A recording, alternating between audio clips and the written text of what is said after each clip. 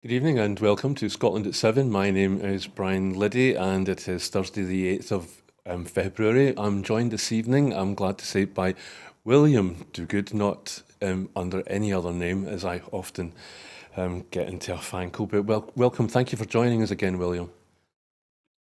Thanks. It's good to meet you, George. I mean, Brian. I know I probably do look like a George. Um, so I'll start off with today's Ukraine update, day 715. Republicans and can we share that with the people at home? No, too late. Ukraine update, day 715. Republicans in the US Senate have defeated a bipartisan bill to bolster US Mexico border security and fund Ukraine's defence that had taken months to negotiate, but senators said they might still separately approve aid for Ukraine and Israel without tying it to the border crisis. Ukraine has urged the West to speed up and increase deliveries of artillery shells after a Russian missile attack on Kyiv and other regions on Wednesday killed at least 4 in the capital and wounded more than 40. Officials said one person was also killed in the southern Mykolaiv region. Leaked documents obtained by hackers are reported to reveal that Russia paid Iran $1.75 billion in gold bullion weighing about 2 tons for thousands of the Shahed drones used to attack Ukraine. Based on the quantity ordered in the leaked documents, the deal worked out at $193,000 each for 6,000 drones, with the balance made up by licensing fees for Russia to build its own cheaper copies. A hacker group calling itself Prana Network said it took the files from servers of the drone's Iranian manufacturer, Sahara Thunder, and the Telegraph reported that. The Ukrainian parliament passed a first reading. The Ukrainian parliament passed at first reading a bill tightening army mobilisation rules aimed at allowing the government to draft more people as war with Russia nears its third year, lawmakers said. This is not the final decision. There will be a second reading and changes will be made before it, said Oleksiy Honcharenko, one of the lawmakers. A major Chinese international bank has cut off some of its Russian clients, reportedly fearing it could be caught up in sanctions over the Ukraine war, according to Vedomosti Business Daily of Moscow. Zhejiang Chuzhou Commercial Bank is one of the main banks for Russian exporters. The paper said other banks had tightened compliance checks, hampering currency transfers in and out of China for Russian businesses. The Zaporizhzhia nuclear power plant in Russian-occupied Ukraine is relatively stable, with a reduction in shelling nearby, the UN's nuclear energy chief Rafael Grossi has said. Sources in the German government said it was examining the possibility of nationalising Russian oil company Rosneft's operations in Germany. Berlin took control of them following Moscow's invasion of Ukraine. Germany is not big enough to make up the difference should the US fail to deliver weapons to Ukraine, the German Chancellor Olaf Scholz has said ahead of a trip to Washington. He said, "That is, I believe, the real danger we currently face." Russia's statistics agency has claimed the economy grew by 3.6% in 2023, thanks to a boost in military spending because of the offensive in Ukraine, although it admitted there are long-term economic challenges. Inflation rose to 7.4% in 2023, the ruble has fallen, interest rates sit at 16%, and worker shortages are driving up the cost of labour with a continued exodus of hundreds of thousands of Russians after the Ukraine invasion, depriving key sectors of qualified personnel. So that's today's update on Ukraine, William. And is there anything there that you'd like to draw attention to? Well, it's really the war edging towards its third year. We're on day 715. You said now, so there's only 15 days to go, and we'll be there. And it's the same questions that keep popping up, and most spectacularly the challenge of funding Ukraine's defence, which is continuing to run into the sand in the US, with Germany saying, well, if you can't pay for it. We're not going to be able to bridge that gap. And that is quite an important thing to get sorted out. There has been some wiggle room left in the States, but it must be demoralizing to work on this for months and then get nothing out of it. And basically trying to jury rig something tied to something else that people might want to vote for, such as measures on the UK-Mexico border, and even that hasn't worked out. And of course, there's always just in the background what is going to be the effect of the election campaign on the funding for Ukraine. So that's the thing that really stands out for me.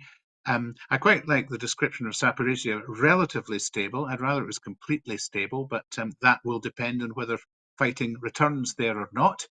And interested also in how much Russia is prepared to pay out for its drones. Certainly the 6,000 that they got from Iran, but also the possibility of making cheaper ones. And of course, that will all the making of cheaper ones will be more work for that economy, which itself does need more work, even if it looks as if it's growing. So yeah, it's a complicated picture, but no real sign of how this is going to resolve itself. Thank you, William. Yeah, for me, it just feels strange to be reading out the words Mexican border when I'm reading an item about the war in Ukraine between Ukraine and Russia. And yeah, I was kind of staggered by that figure, 6,000 drones. I mean, how many drones does one need? But Well, if they're getting shot down, you've already quite a lot. yeah, I was going to say, I mean, please feel free to consider that as a rhetorical question. But so I'll move on to the latest from Israel and Gaza. The latest figures from the Gaza Health Ministry said 130 Palestinians were killed in Israeli strikes and 170 were injured in the past 24 hours. Israeli planes bombed areas in Rafah this morning, killing at least 11 people in strikes on 2 houses. Tanks also shelled some areas in eastern Rafah, intensifying the residents' fears of an imminent ground result. As Israeli forces intensified strikes on Rafah in southern Gaza, the UN said such action would only increase what is already a humanitarian nightmare. More than half of Gaza's population is sheltering in the southern border city of Rafah, with many of them in makeshift tents and lacking food and medicine. The UN Office for the Coordination of Humanitarian Affairs, or OCHA, added that fighting in Rafah would risk further hampering a humanitarian operation already limited by insecurity, damaged infrastructure, and access restrictions. President Biden will host Jordan's King Abdullah II in Washington on Monday for talks on resolving the Israel-Hamas conflict, the White House said. A Hamas delegation is expected in Cairo for more ceasefire talks a day after the Israeli Prime Minister Benjamin Netanyahu rejected the group's proposal in their response to a ceasefire negotiation. Senior Lebanon-based Hamas official Osama Hamdan confirmed the trip at a news conference in Beirut, while an Egyptian official has also told Agence France-Presse that a new round of negotiations is set to start on Thursday in Cairo, aimed at achieving calm in the Gaza Strip. More reports emerged from Khan Yunis of people in the vicinity of Nasser Hospital being targeted by Israeli snipers, said Al Jazeera journalist Hani Mahmoud in Rafah. Gaza's health ministry said the situation at the hospital complex is a humanitarian disaster, with 300 medical staff, 450 wounded, and 10,000 displaced people in the Nasser medical complex being killed and starved. Before heading back to Washington today, US Secretary of State Antony Blinken met with Israel War Cabinet members Benny Gantz and Gaby Eisenkot in Tel Aviv today. Blinken also discussed on Thursday the hostage talks in a meeting with Israel's main opposition leaders, Yair Lapid. 5 Israeli hostages who were freed in November pleaded with Prime Minister Benjamin Netanyahu to push for a deal after he publicly rejected the terms of a ceasefire in Gaza proposed by Hamas. Palestine TV journalist Nafiz Abdel-Jawad and his son have been killed in an Israeli airstrike on a residential building in the central Gaza Strip. The Palestine Red Crescent Society, the PRCS, said paramedic Mohammed al-Omari was killed and 2 other paramedics were injured after Israeli forces fired directly at them in Gaza City while they were transferring several wounded individuals from Al-Ali Baptist. More than 6,920 Palestinians have been arrested in the occupied West Bank since the 7th of October, say the Palestinian Prisoner Society. This includes those who were arrested from their homes, military checkpoints, and those who were forced to surrender themselves under pressure, the group said. William, that was quite a lengthy report. Is there anything there that you wanted to highlight? Well, that last one about the number of Palestinian arrests in the West Bank is quite something. That 6,920, I think you said, that is a huge figure and an indication of just the general harassment that has been going on for years and years, and possibly has intensified with the Gaza operation. But just for people trying to live their lives in the West Bank. And that's part of the iniquity of this whole situation, which has never been grappled with by the world. And time is beginning to run out for any hope of progress, I suspect, on that front. Generally, in terms of where we go next, it seems that there are talks and there are talks and there are talks, but still the people in Gaza are under tremendous pressure, and in Rafah they've nowhere left to run. And talks just seem to be glacially slow in getting anywhere. Maybe that's the nature of such talks, but it's interesting how quick, for example, countries were to defund UNRWA as soon as there were allegations against a few of its staff. And before they'd even got all the evidence in, they were very quick to take action that basically harmed the cause of the Gazans. But it seems to be much slower to do anything that might help. And there's this dichotomy between the two things that just is constantly staring me in the face. So that's what I take out of today's set of headlines. Yeah, thank you, William.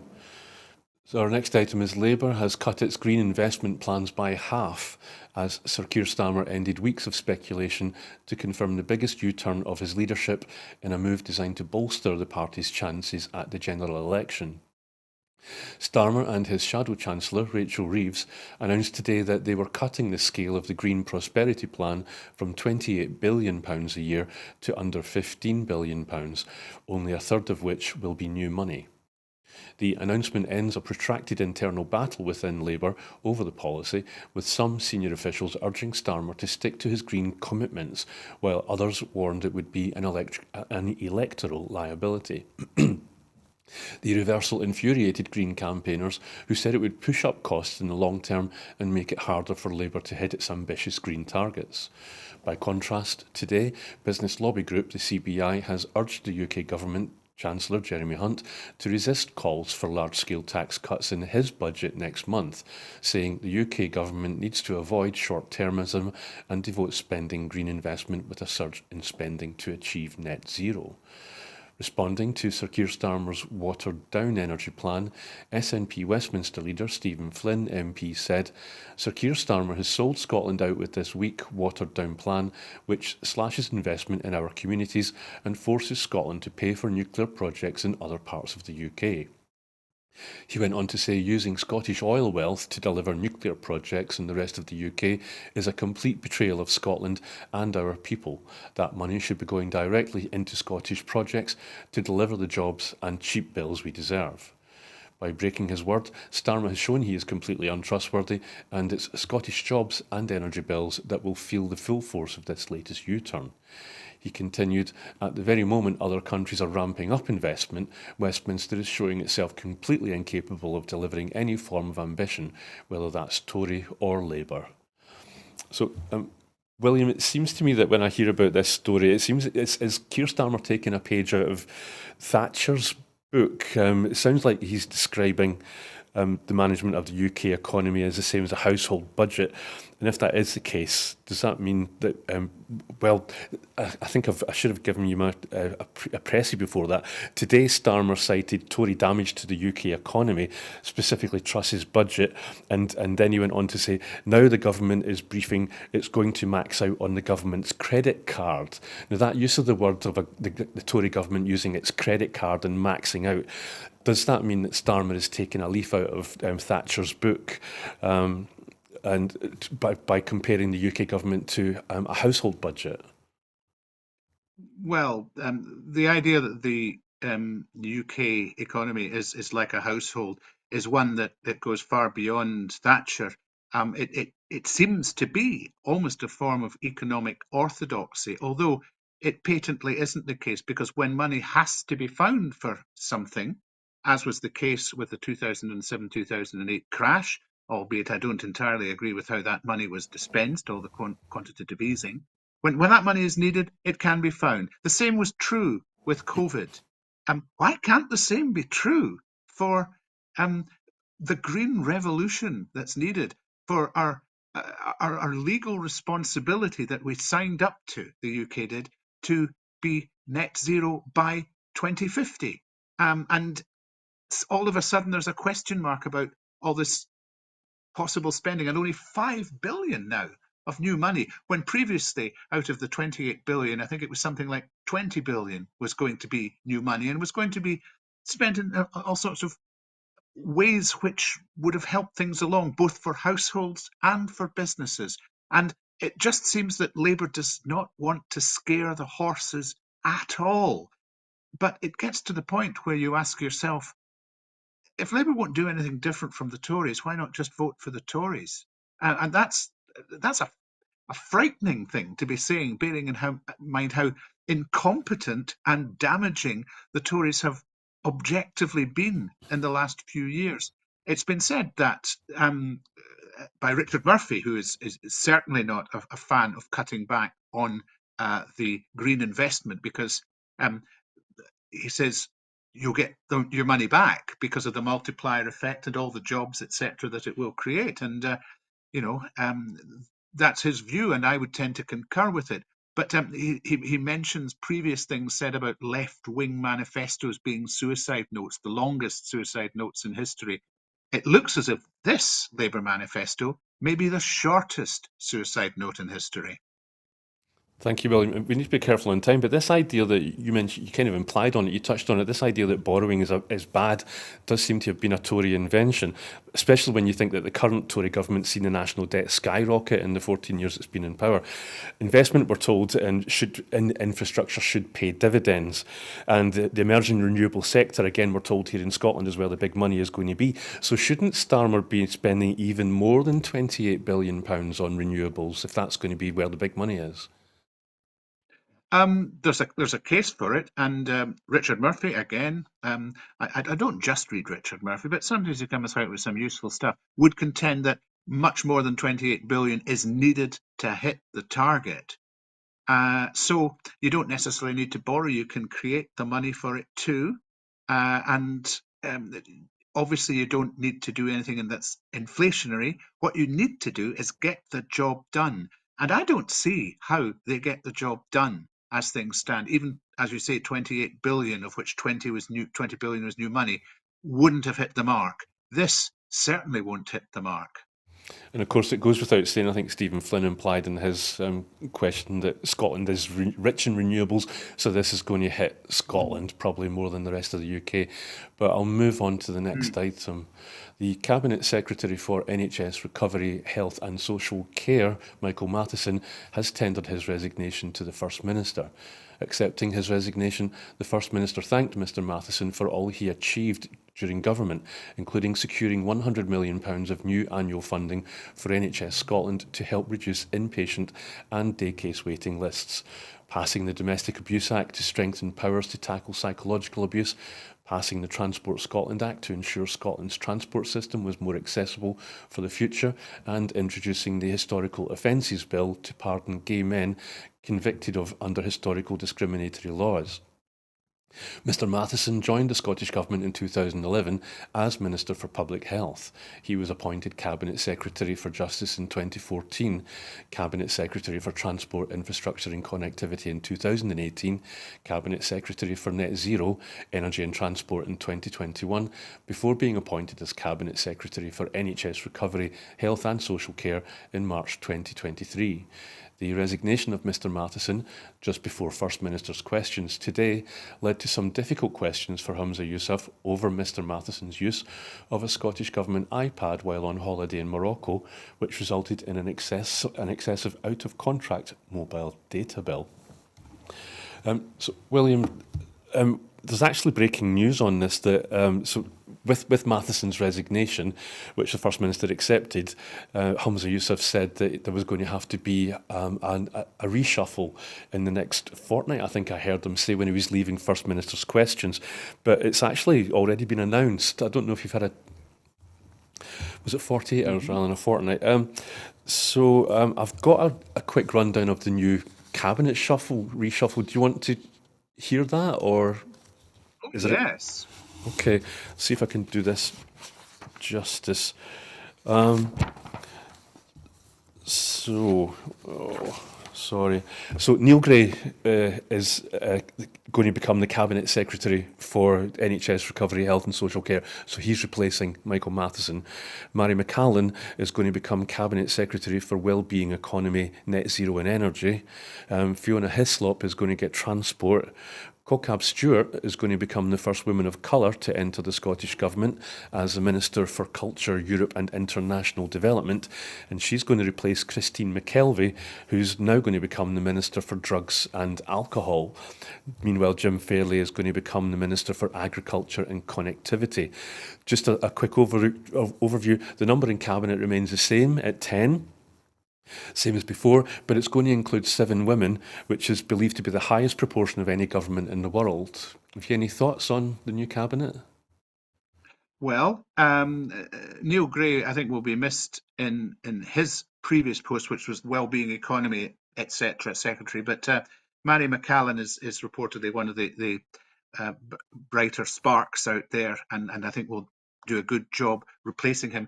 Although she's merging some of her existing responsibilities, so you just wonder how much she's going to be able to concentrate on the well-being economy. I think Neil Gray will be a good and competent health secretary. I think, to be fair to Michael Matheson, he had a pretty good record as health secretary. It was just the problem with the Christmas viewing arrangements and the bill that created, and more to the point, how it was handled. It's always the handling that's the issue. However, elsewhere in the cabinet, I think it's worth just saying, really wishing the best to Elena Whittam, who's stepped down and now been replaced by Christina McKelvey as Drugs and Alcohol Minister. Elena Whittam quit because of really mental health reasons and the pressures of what she's been going through. And hopefully that will work out for her, because I think she did quite well in a pretty challenging post.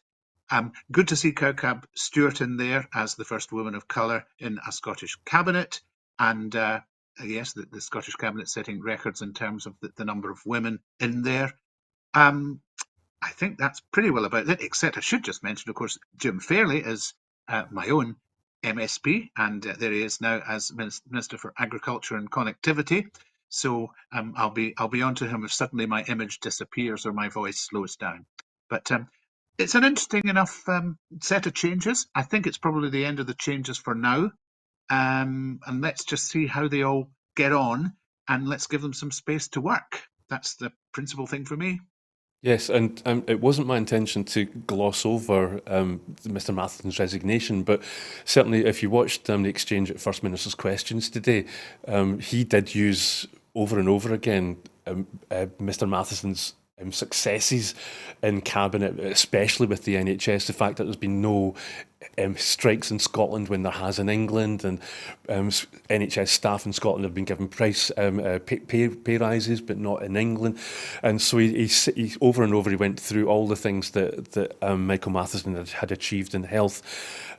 So It was quite a lengthy list, and it's certainly an interesting exchange. It's well worth catching up with if you haven't seen it already. But just one thing, Michael, I mean, if you saw previous FMQs or any other debates in Holyrood, if you did see Michael Matheson sitting there, did you?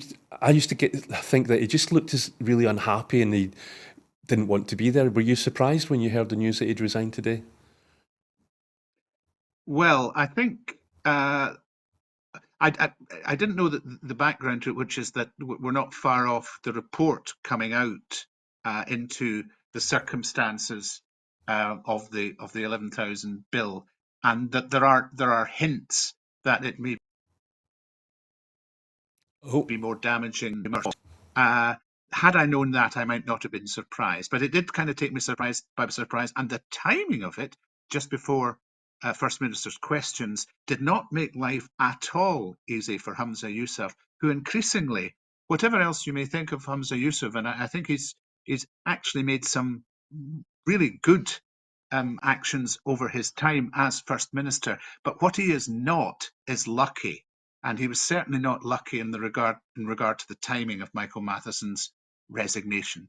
But very quick, really, to put together the reshuffle to shore things up and to keep things moving. But yeah, quite a challenge for him. And yes, that side of it, the timing and all of that was a bit of a surprise.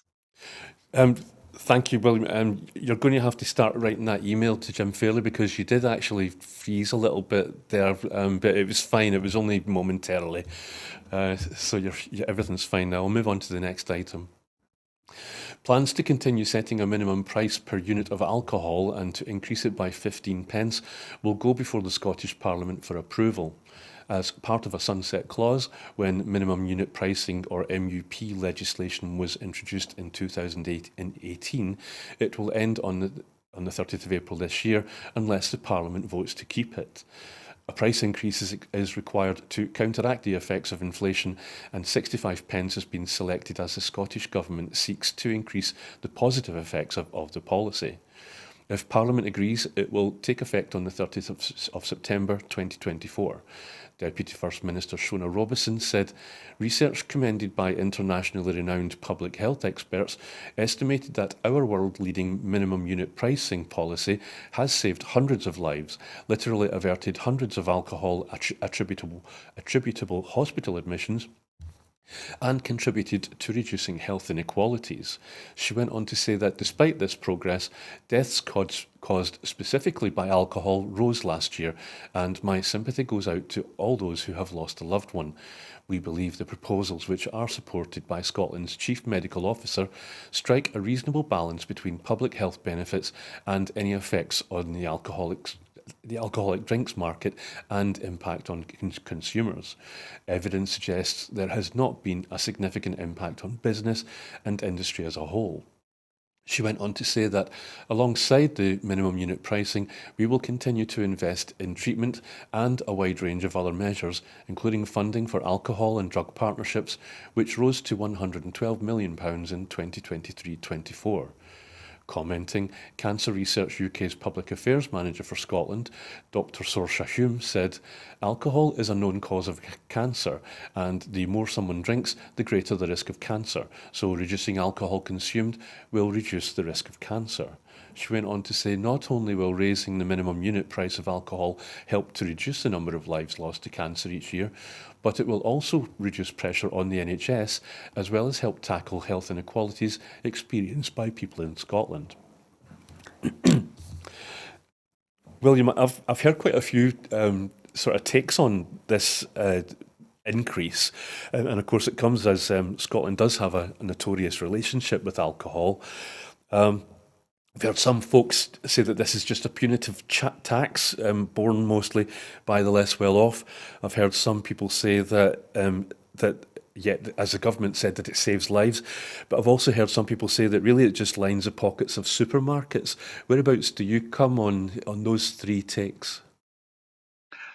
Well, I think you have to be sure that it's having the effect it's intended to have, and if you achieve that, then that's step one. There may be other aspects to it, and you have to remember also that it's got to be part of a package of measures. It can't solve the problem on its own, and nobody is claiming it will, but we need to see more and more of these measures because, as you said, the number of deaths from alcohol is still going up. Now, the argument that would be made about the minimum unit price is that it's a lower number of deaths than it would otherwise have been. That's a reasonably difficult thing conclusively to prove when you're looking at a whole population thing. And I know there are some disputes about there being some studies that say it works and other studies that say it don't. It doesn't, rather. Gosh, I'm getting ungrammatical in my old age.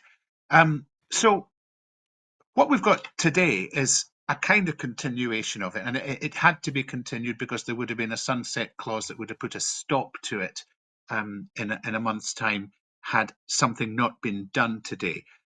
What's been agreed is something very slightly more than an inflationary rise, but a rise the bulk of which is inflationary. So to a certain extent, it's just ratcheting down a little bit harder on it. So if there has been a good effect, you would expect to see that increase. If it turns out that the effect was because of something else, then you just have to watch the statistics very closely to see what you're being told. I wouldn't wish to see it rise much above inflation because I can't see any particular reason why it wouldn't become punitive if you did too much of it. You've probably got the balance just about right at 50 and then inflation.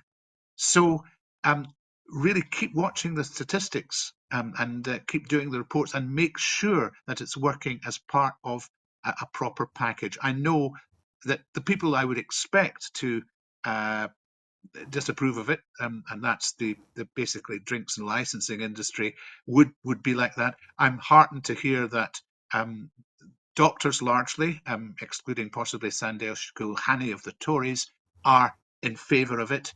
But I think it's still early days because once you introduce a big public health measure, people adapt to it and they think out perhaps ways round it and they change their behaviour, but maybe not in the way you predicted. So we're 5 years in and we need to look at how it goes 10 years and 15 years in, and we do need to get these other measures to get the amount of damage that alcohol is doing to our society down. Thank you, William. Yeah, it'll be interesting to see. I'm sure there's going to be debates on this in Holyrood to decide whether it does go forward. And just mentioning quickly, didn't Sandesh Gulhani, wasn't he reprimanded recently for his, when he countered evidence given by an expert in a committee about this? Well, I don't think that person claimed to be an expert on what he was specifically asking. I think he may have been reprimanded for his manner, if it was reprimanded for anything, because he came across, I did see the clip, he came across not particularly well. He was asking whether the study done by the Lancet into the effects of minimum unit pricing were statistically significant, and he was saying this in a way in which he wasn't necessarily expecting this charity representative, as she was, to know what statistical significance was, and that was just a little bit pompous, I think. It is a question you have to ask yourself: is the sample you're using a properly representative sample? Could the effect have been caused by something else? You constantly have to watch it. But it was a peer-reviewed study. She was perfectly entitled to quote it, and there's plenty of backing for her point of view. So I think it was the manner more than anything else. Okay, thank you.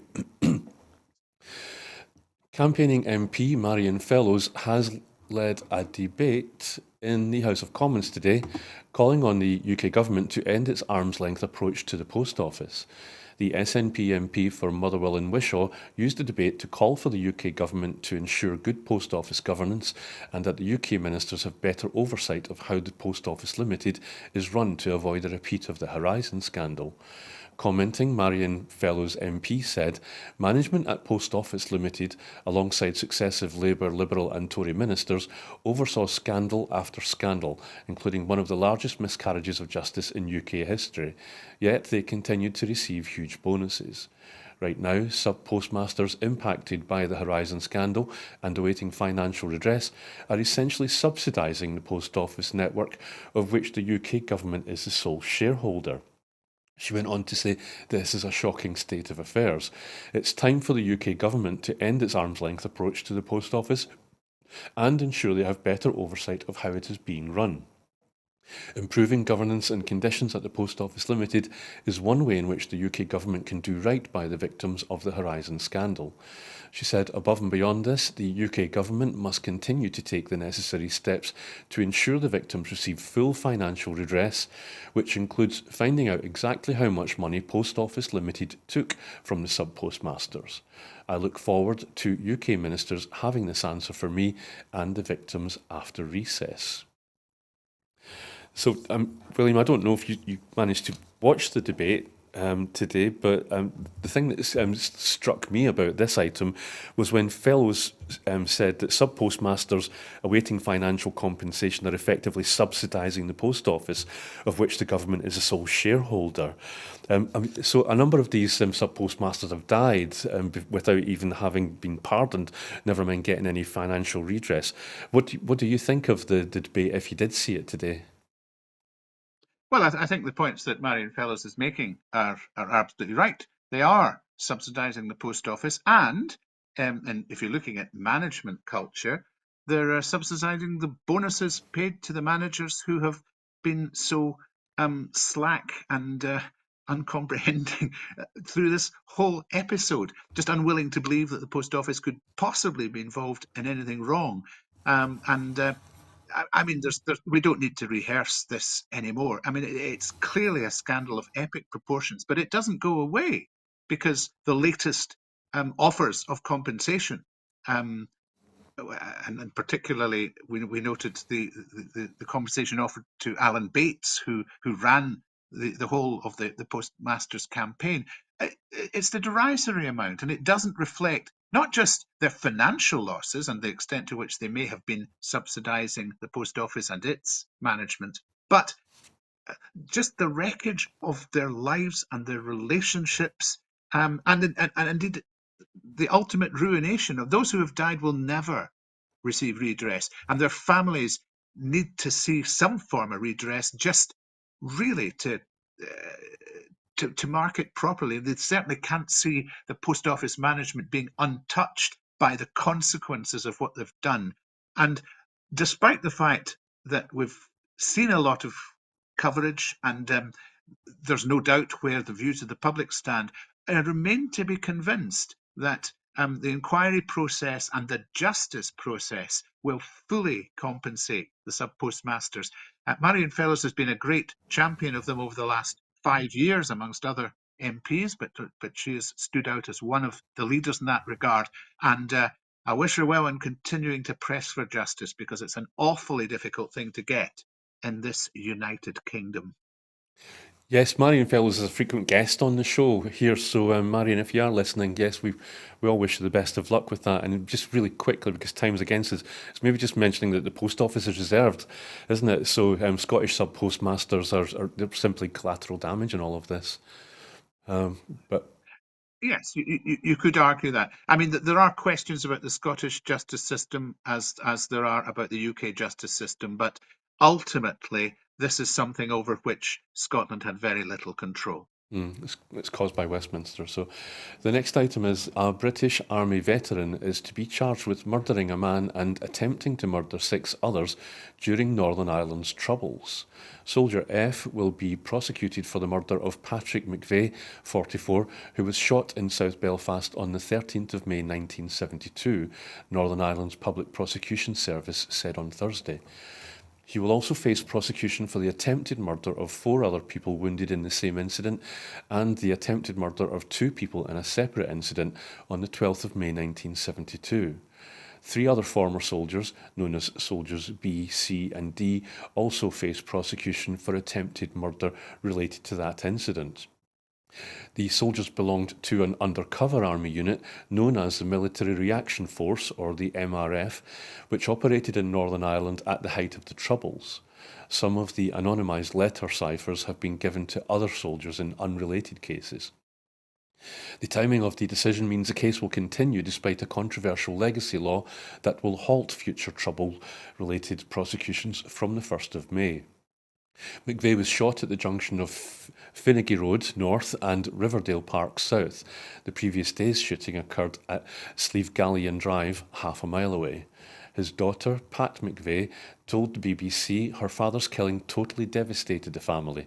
She said, "We were just left in limbo, and the fact that we have tried and tried for over 50 years to see justice done, for his name to be cleared.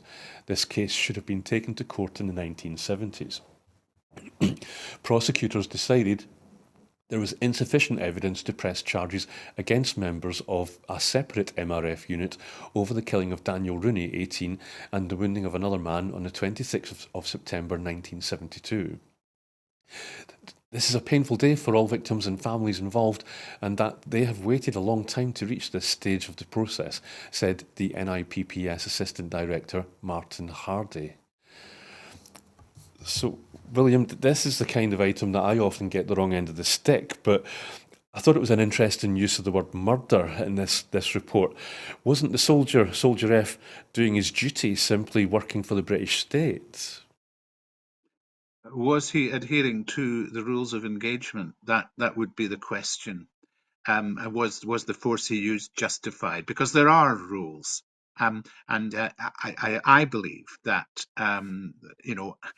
I don't wish to go down the "I was only following orders" route, but if you conduct yourself in that way and you kill somebody who is not necessarily a threat to you, even if you're in uniform, even if you are following orders, then I think murder is the appropriate charge.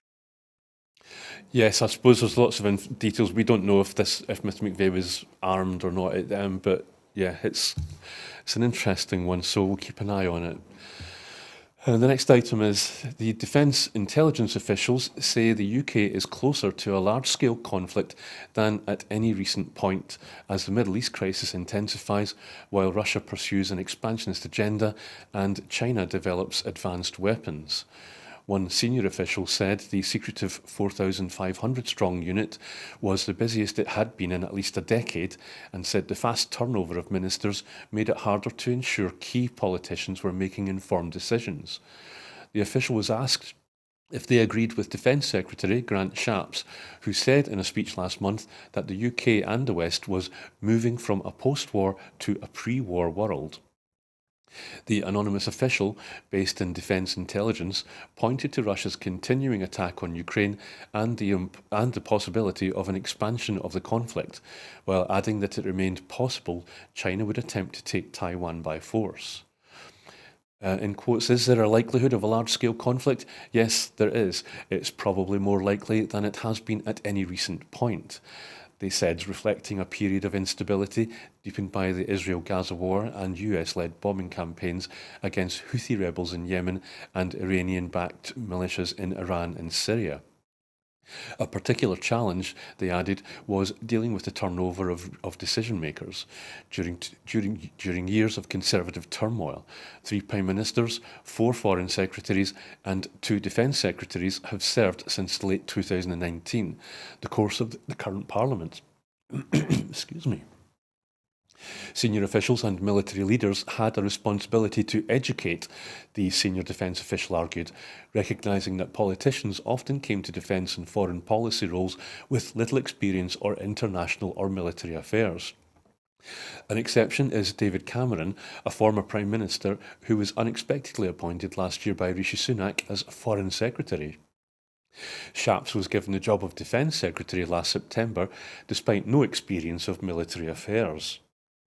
Defence Intelligence is not a statutory spy agency like MI5, MI6 or GHQ, but nevertheless forms a key part of Britain's secret state, tasked with monitoring military threats, activity and conflict worldwide. Outside London, its principal operation is at RAF Whitton in Cambridgeshire. Excuse me. William, the thing that intrigued me most about that item is the importance given to the quick turnover of so many prime ministers and cabinet ministers in Westminster, as we've been watching that cavalcade over the past months and years. I don't think any of us thought we were going to be reading about it in terms of a possible World War III. Yes, because it's when you're looking at the flashpoints through the world, um, really what you really could do with is continuity, and that is lacking. There's a mild implication that some of the caliber of some of these guys has not been quite as tip top as the spooks would have liked it to be. Perhaps they might have been able to work better with more competent individuals. I wish them well if they're looking for the future of the UK government to create that. So yeah, it is all part of the UK being a fairly unstable entity itself at the moment, and that doesn't help in any aspect of what it does. So yeah, it's a dangerous time, and the doomsday clock remains where it was, but Britain's propensity to get involved in things it maybe shouldn't is not doing it any great good. Thank you. And I wonder if our next item is maybe going to be something that could also have figured in those kinds of outcomes into the report. The very fact that Donald Trump might be re-elected as POTUS and President of the United States might be one of those factors that might precipitate a world war. But anyway, moving on. Sorry. The US Supreme Court is hearing oral arguments today or I should say the US Supreme Court has heard oral arguments today in the case that will probably determine whether Donald Trump is eligible to run for president this year. The case, Donald J. Trump versus Norma Anderson et al., came about after 6 Colorado voters filed a lawsuit last year alleging Trump was ineligible to run for president under a little-used provision of the Constitution's 14th Amendment. That provision says that any member of Congress or officer of the United States who takes an oath to defend the Constitution and then subsequently engages in insurrection is barred from holding office. The ban can only be overridden by a two-thirds vote by both chambers of Congress.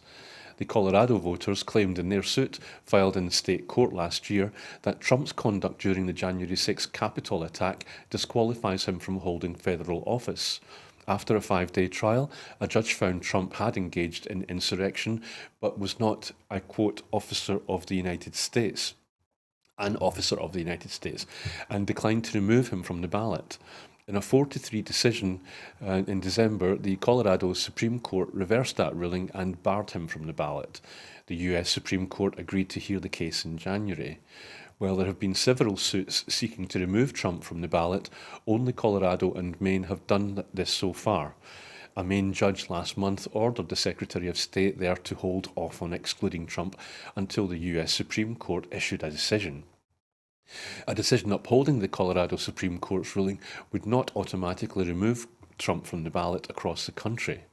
While some states have rebuffed efforts to remove Trump from the primary ballot, a Supreme Court saying Trump can be disqualified would probably set off a flurry of fast challenges in state courts and other tribunals to disqualify him from the ballot in the general election.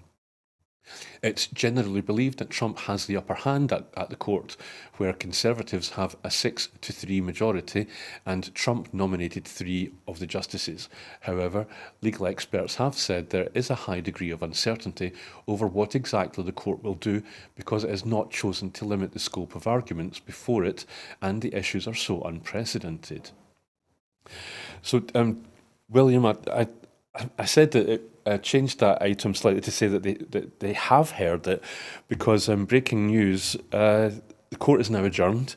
The justices were sceptical of the efforts to keep Trump off the ballot.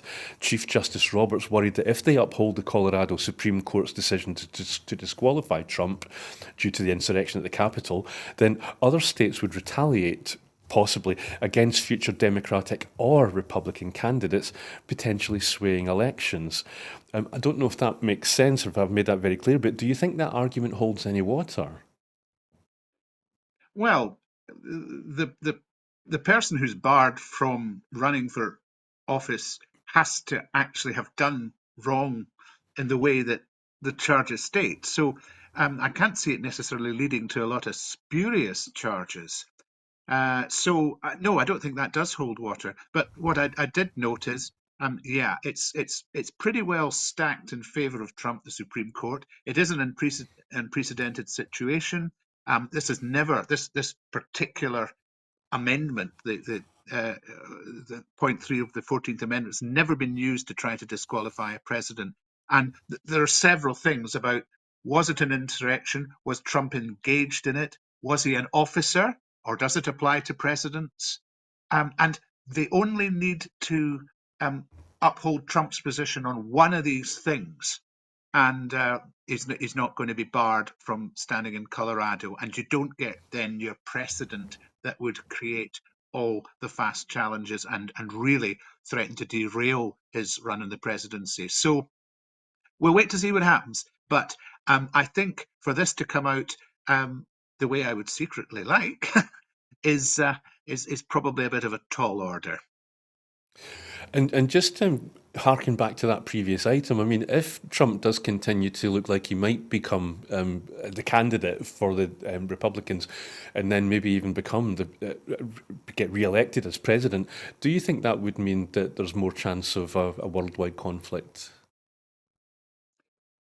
Well, I think first and foremost, depending on how the election campaign actually goes, the US itself will disappear into a bit of a ferment, because either Trump will be elected or he'll narrowly be defeated and will challenge it.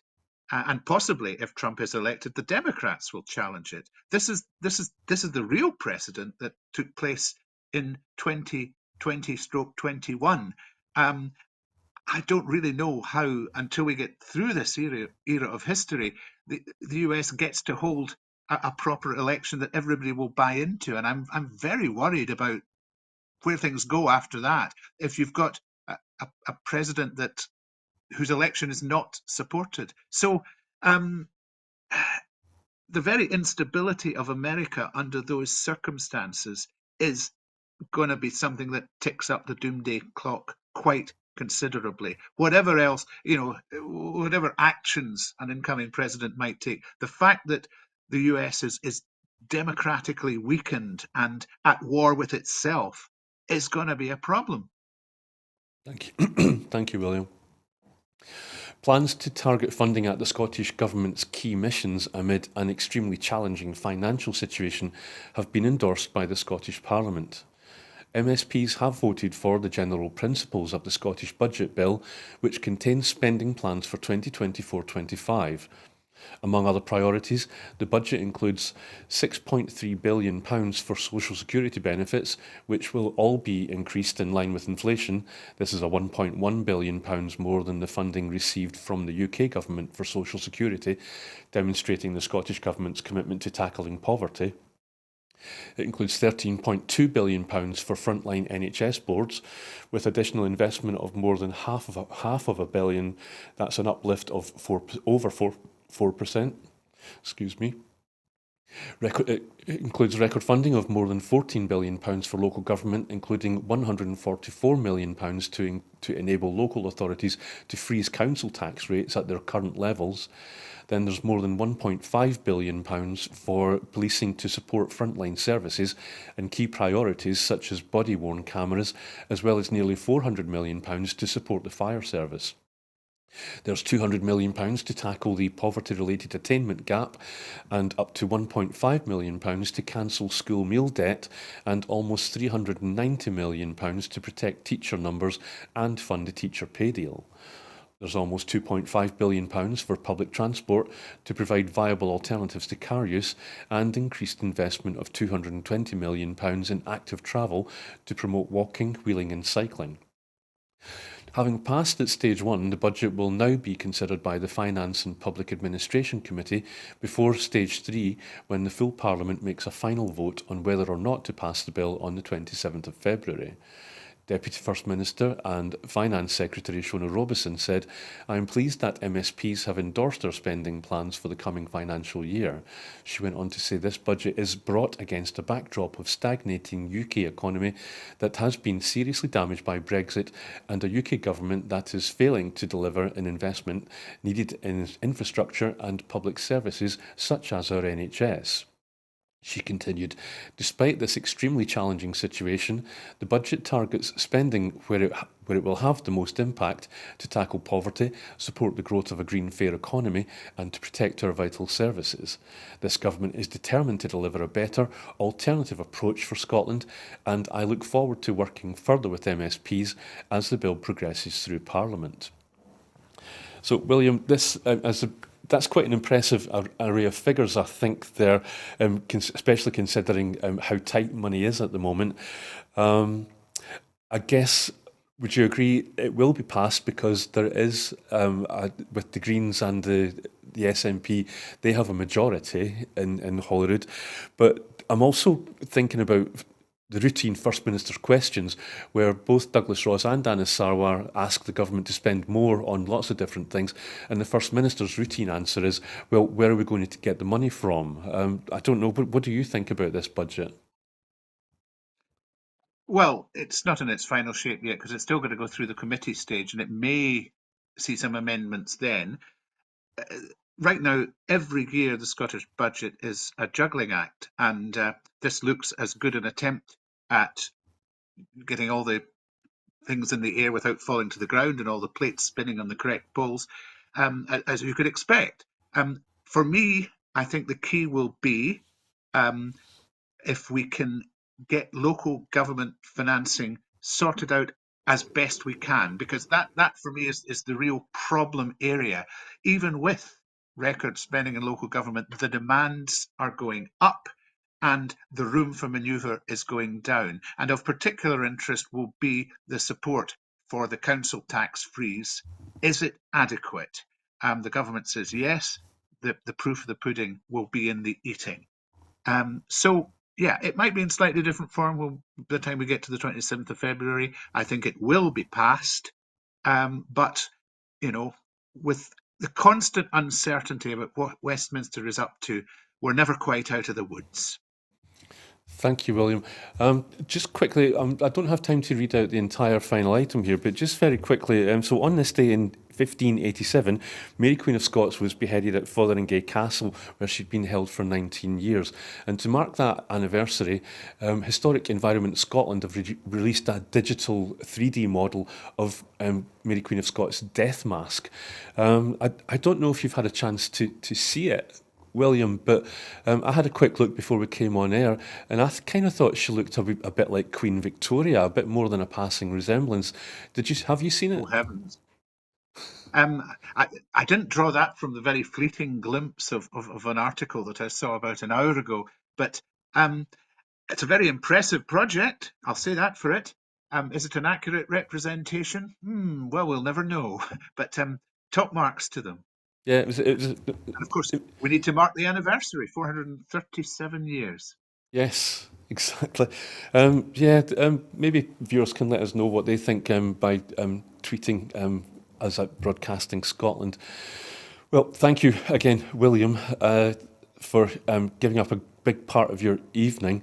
But before we go, I just want to remind you that here at Broadcasting Scotland, we depend on the generosity of our supporters. So to everyone who has donated and to everyone who has signed up to make a regular monthly payment, thank you. We thank you very much.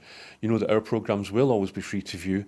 However, if you could afford £5 a month or any sum, no matter how modest, then please do consider becoming a Broadcasting Scotland supporter. We are still £1,500 short of our £10,000 target, and although the pressure has been eased, we still need to raise that money to pay our bills immediately so that we can focus on securing future of independent broadcasting for Scotland by growing our subscriber base and regular funding. But before we go, just thank you once again to William Duguid. Thank you, William. Thank you. Not at all. We'll let you get away and get on with the rest of your evening. And thank you for watching. Goodbye.